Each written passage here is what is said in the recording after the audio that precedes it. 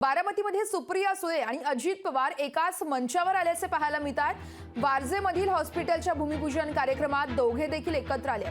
तर वारजेमध्ये कार्यक्रम परिसरात जोरदार बॅनरबाजी देखील करण्यात आली आहे. सुनेत्रा पवार, अजित पवार, देवेंद्र फडणवीस, चंद्रकांत पाटील यांचे बॅनर्स लागले आहेत. तर लोकसभा निवडणुकीच्या पार्श्वभूमीवरती जोरदार बॅनरची आता चर्चा देखील पाहायला मिळते.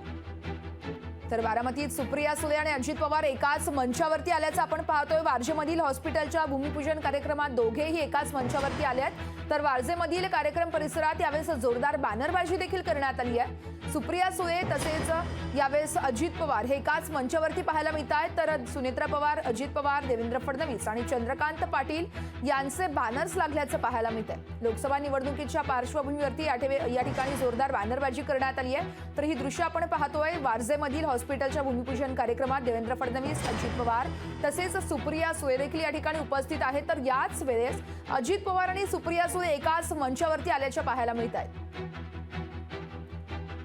तर या ठिकाणी आपण पाहतोय सुनेत्रा पवार देखील उपस्थित आहेत. तर अजित पवार तसेच देवेंद्र फडणवीस आणि चंद्रकांत पाटील हे देखील उपस्थित आहेत. तर यावेळेस अजित पवार आणि सुप्रिया सुळे यांच्यात कोणता संवाद होतोय का हे पाहणं महत्त्वाचं असणार आहे. याआधी देखील बारामतीतील महारोजगार मेळाव्यादरम्यान अजित पवार आणि सुप्रिया सुळे हे आमने सामने आले होते, एकाच मंचावरती आले होते. मात्र यावेळेस काही बोलतायत का, काही संवाद साधतायत का हे पाहणं महत्त्वाचं असणार आहे. तर आपण ही पाहतोय बातमी बारामतीमधील अत्यंत महत्त्वाची म्हणावी लागेल. बारामतीमधील लोकसभा मतदारसंघासंदर्भात चर्चा होत असतानाच आता सुप्रिया सुळे आणि अजित पवार हे मात्र एकाच मंचावरती आलेत. लोकशाही मराठी ऐका, पहा, जागरूक रहा.